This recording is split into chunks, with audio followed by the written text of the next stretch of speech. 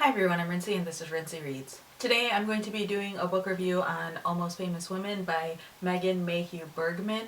This is a collection of short stories that is also historical fiction. And if you know my reading taste very well, you know that I don't do well with short story collections or historical fiction.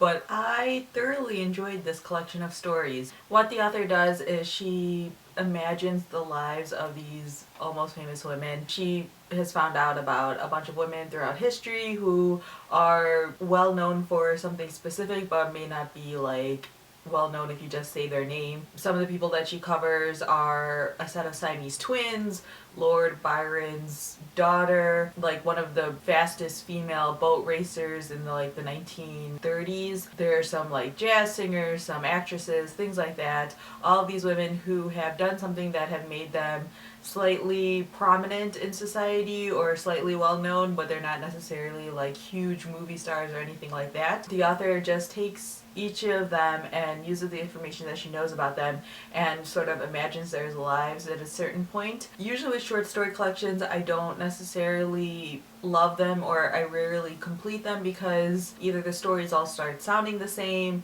or it feels repetitive, or I don't really care about what's happening in the stories because they're short enough that I don't really feel invested. But I feel like with these short stories, I ended up getting sucked into the stories almost immediately for almost all of these. For the most part, these stories are kind of like the perfect length for short stories. Some of them are a little bit on the shorter side, and I kind of wanted them to be a little bit longer, but overall I was pretty happy with the majority of these. Obviously not all of these were like 5-star short stories because that just never happens. Like, some just resonate better than others. There's also a chapter in here that isn't even a short story. It's about lipstick in the concentration camps, which was interesting but didn't really feel like it went along with the rest of the stories. It felt kind of out of place, at least to me. But overall, I really enjoyed these short stories. It made me want to like Google all of the girls and the women who are featured in this book because they seem like they had very interesting lives or very interesting circumstances around them. Not necessarily happy or